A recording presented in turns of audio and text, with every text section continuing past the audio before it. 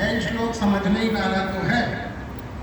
कामैस्ते हत ज्ञाना प्रपद्यन्ते अन्य देवता तम तम नियमास्थाय प्रत्यानीता स्वया।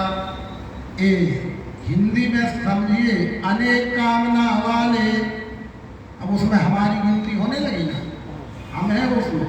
अनेक कामना वाले लोग अपने स्वभाव से, तो क्या करते हैं हम आप नहीं कह सकते, भगवान कृष्ण जो कह रहे हैं हम गंभीरता से समझे। अनेक कामना वाले लोग अपने स्वभाव से पूजे अनेक देवों को, उनके नेम आचरें। अब क्या हुआ, उसमें हम आप सब है ना, अनेक कामनाएं है ना हमारी। आप कह सकते कि नहीं हमारी तो कोई कामना नहीं है, पर है, कहने से नहीं होता, वो तो देखती है कि है। कुछ नहीं तो शांति तो चाहते हो, ठीक है, मैं कुछ नहीं चाहता पर कहीं जा कर के शांति तो मांगता हूँ, ये भी चाहना ही है, कामना ही है। मांगते ही क्यों हो, शांति भी मांगने से नहीं मिलेगी, मांगने की चीज नहीं है। तुम उस पात्र बन जाओ, अपने आप भर जाएगा, अपने आप मिलने वाली चीज है, तो मांगते ही क्यों हो। तो अनेक कामना वाले लोग अपने स्वभाव से, अपने स्वभाव से, ये जीव भाव के, व्यष्टि भाव के स्वभाव से हर व्यक्ति अपने अपने कुछ ना कुछ कामना के अधीन होकर के अपने अपने कल्पना के देवी देवताओं को अर्जुन पूजता है और उनके नियम आचरण और उनके नियम जो विधि विधान सुनाया पढ़ाया जाता है उसके अनुसार करता है। पर आगे का उनका रहस्य खोलते हैं, आलोचना नहीं कर रहे हैं। ये मत कोई ले कि ये देखो आलोचना हो, अब कृष्ण है तो आलोचना करेंगे। जज होते हैं सुप्रीम कोर्ट के, तो निर्णय करते हैं कि किसी की आलोचना निंदा करते हैं। अब निर्णय में तो एक पक्ष का कुछ होगा ही, फिर भी वो निर्णय ही कहलाएगा, पक्षपात नहीं कहलाएगा। तो 21वां श्लोक में वो कह रहे हैं, यो यो यो यो याम याम तनु भक्तुम श्रद्धयाच्युत इच्छति तस्य तस्याचलां श्रद्धा कामेरुति धाम्यहम्। जो भक्त जो श्रद्धा से पूजने चाहिए, ये बात गंभीर भी है, समझ की भी है। जो भक्त जो श्रद्धा से पूजना चाहे उसकी वही श्रद्धा करता हूँ दृढ़ में वहाँ। आगे 7वें अध्याय का नाम ही है श्रद्धा त्रय विभाग योग नाम। उसमें भगवान कृष्ण कहते हैं कि श्रद्धा सबों में होती है कर्मानुकूल भारत, श्रद्धा का रूप है देही, जैसी श्रद्धा वही बने। 3 प्रकार की श्रद्धा होती है अर्जुन, सत्वगुणी, रजोगुणी और तमोगुणी। सात्विकी, राजसी, तामसी। सतोगुणी देव पूजे, सतोगुणी देव माने देव यानी जो पूर्व के आचरणवान दिव्य चक्षुवान अधिकार संपन्न हो चुके हैं, आचरणवान दिव्य चक्षुवान तत्वदर्शी हो चुके हैं, वो देव है। उनको अपना इष्ट मान के मात्र उनके चित्र में अपनी भावना रखते हैं। सतोगुणी देव पूजे, यक्ष राक्षस राजसी, जो राजसी वृत्ति के लोग हैं, रजोगुण प्रधान है, वो यक्ष राक्षस को अपना इष्ट मानते हैं। और तमोगुणी भूत पूजे, तमोगुणी भूत पूजते हैं। भूत यानी मृत व्यक्तियों को ही देव मान के उनको ही अपना इष्ट मान लेते हैं। तो वही बात भगवान कह रहे हैं कि जो भक्त जिस श्रद्धा से पूजना चाहे, अब तमोगुणी है तो वो अपनी श्रद्धा का देव, रजोगुणी का रजोगुणी श्रद्धा का देव, और सत्वगुणी का भी देव। एक देशी, एक ही मूर्ति माने संपूर्ण मत भजे, एक ही व्यष्टि में पूरा समष्टि भाव रखना, ये भी सतोगुणी का लक्ष्य है। पर वो भी एकांगी है, एक देशी है, पर उसकी वही श्रद्धा करता हूँ दृढ़ में वहाँ, ये बात कह रहे हैं। इसलिए 9वें अवतार भगवान श्री मायानंद जी यही कहते हैं कि किसी भी व्यक्ति की आस्था को ठेस पहुँचाए बिना आप भगवत कार्य करिए, आप भगवत कार्य करिए। किसी की आस्था को, श्रद्धा को किंचित मात्र भी अपमानित ना करते हुए, ठेस ना पहुंचाते हुए डाइवर्ट करिए, डाइवर्सन का काम करिए, उसको कुठाराघात करने का काम नहीं किया जाए।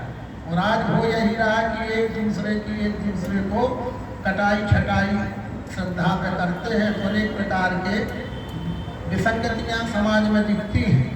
तो भगवान कृष्ण स्वयं ये कह रहे हैं, नौवें अवतार मायनन जी कह रहे हैं कि किसी की श्रद्धा को अपमानित न करते हुए आप अपना प्रकाश फैलाते रहिए, प्रकाश की बात करते रहिए, अंधकार अपने आप दूर हो जाएगा। तो जो जिस प्रकार की श्रद्धा से जैसा भी करता है, उसकी वही श्रद्धा वहाँ दृढ़ हो जाती है। तो फिर ज्ञानी जो हो व्यक्ति को क्या करना चाहिए? किसी की श्रद्धा पर कुठाराघात न करते हुए बाधक नहीं बनना चाहिए। भगवान कहते कि मैं किसी की श्रद्धा में बाधक नहीं बनता। करके देख ले, करके देख कर ही वो उपराम होगा। अगर उसे करने ना दोगे तो उसकी वासना रहेगी, कुछ होगा मुझे करने नहीं दिया जा रहा है, कुछ मिलता होगा पर मुझे मिलने से रोका जा रहा है। और जब करके देख लेगा और शून्य पाएगा परिणाम, तो स्वयं उपराम हो जाएगा। जब स्वयं उपराम होके आएगा तो श्रद्धा से आएगा। अगर रोकोगे तो उसकी श्रद्धा और मजबूत होगी। इसलिए ये 22 नंबर के श्लोक में पर उसकी फलश्रुति बतला रहे हैं। श्रद्धया श्रद्धया युक्तस्तु अराधिते लभते च तथा कामन्ये वेतान्वितान्। वो उस श्रद्धा से युक्त किसकी आराधना करे, वो उस श्रद्धा से युक्त किसकी आराधना करे, चाहे वो तमोगुणी श्रद्धा हो, रजोगुणी श्रद्धा हो, चाहे सत्वगुणी श्रद्धा हो। वो अपनी श्रद्धा के आधार पर, अपने अनुमान प्रमाण के आधार पर, परोक्ष के आधार पर, ये सतोगुणी रजोगुणी तमोगुणी कोई गुण के हों, लेकिन जब तक वो परोक्ष में रहेंगे तो उनकी श्रद्धा अपने इसी प्रकार से रहेगी। वो उस श्रद्धा से युक्त किसकी आराधना करे, पर वहाँ से फल पाता है जो मैंने आदि में रचा। ये आराधना गीता में भी आ गया, पर इसी का सब खेल बना है। आराधना, वो बस आराधना ही का सब काम चल रहा है। जो वो श्रद्धा से युक्त किसकी आराधना करे, वहाँ से फल पाता है जो मैंने आदि में रचा। प्रकृति से फल, कर्म मनुष्य से होते हैं, जो फल प्रकृति से आता है। तो जैसे आईपीसी की धारा पहले से बनी है कि जब अपराध होता है, जब धारा बनती है, क्या धारा तो पहले से बनी है आईपीसी की धारा। आप जो अपराध करेंगे वो धारा लग जाएगी और उसका जो दंड होगा वो मिलेगा। कितनी वकालत कोई लगा ले, चाहे कितना अच्छा वकील लगा ले, पर यदि प्रमाण सिद्ध अपराध हो गया है तो वकील का बचा लेता है, प्रयास करता है केवल। इसी प्रकार से वो उस श्रद्धा से युक्त किसकी आराधना करे, वहाँ से फल पाता है जो मैंने आदि में रचा। आदि में रचा यानी प्रकृति नियम में जिस कर्म का जो फल है। तमोगुणी श्रद्धा का क्या फल है, रजोगुणी का क्या फल है और सत्वगुणी का क्या फल है। इस प्रकार श्रद्धा त्रिविध सब कर्मों में जान। रजतम का फल नाश है, सात्विक से कल्याण। हीन श्रद्धा सब कर्म आसार। इस कारण सात्विक श्रद्धा से करो जगत व्यवहार। अल्प बुद्धि मनुष्यों का फल सोवंतवान है। ये भगवान कृष्ण कहते हैं 23 नंबर श्लोक में, अल्प बुद्धि मनुष्यों का फल सोवंतवान है। जो खंड दृष्टि रखता है, खंड भाव में रहता है, खंडता के कर्म करता है, उसका फल भी खंडित, उसका फल भी खंडित। वो अल्प बुद्धि मनुष्यों का फल सो अंतवान है। और उसकी फलश्रुति क्या वे बतलाते, देवों के भक्त देवों को, देवों के भक्त देवों को, और मेरे भक्त मुझे मिले। अब मेरे में और देव में फर्क कर दिया ना। इसलिए मानव मात्र में दो प्रकार की उपासना हमेशा चलती है, देव उपासना और विश्व उपासना। आत्म उपासना और देव उपासना। जो आत्म उपासक होते हैं वो प्राणी मात्र के रूप में दिखने वाले चराचर को ही अपना इष्ट मानकर उसे मेरे द्वारा कष्ट ना हो, यह लक्ष्य रखते हैं। और जो देव उपासक रहते हैं वो इनकी परवाह नहीं करते हैं, अपने इष्ट को भर कष्ट ना हो, अपने माने हुए को कष्ट ना होवे, ये भावना प्रधान रहती है। और जो आत्मोपासक रहता है वो आत्म सर्वभूतेषु मातृवत् परदारेषु लोष्टवत् परम धनम, वो आत्मवत् सर्वभूतेषु देखता है, वो आत्मोपासना है। और देव उपासना का मार्ग ये है अर्जुन कि मेरे इष्ट को भर तकलीफ ना होवे, चराचर को कुछ भी हो जाए। इसलिए देवों के भक्त देवों को, वो मेरे भक्त यानी विश्व रूप के भक्त विश्व रूप को प्राप्त होते हैं, और देवों के भक्त देव भावना को प्राप्त होते हैं। अव्यक्तम व्यक्तिमापन्नम मन्यन्ते माम अबुद्धया परम भावम जानन्तो मम अप्यम अनुत्तमम। ये व्यक्त अव्यक्त दो माने, अज्ञानी एक रूप में, जो अभी यहाँ समझा दिया गया है वही भगवान कृष्ण 7वां अध्याय विश्व रूप का कथन योग है, 11वां अध्याय दर्शन योग है। ये विश्व रूप कथन योग है, तो वही साकार निराकार को यहाँ व्यक्त अव्यक्त नाम दे रहे हैं। व्यक्त यानी साकार और अव्यक्त यानी निराकार।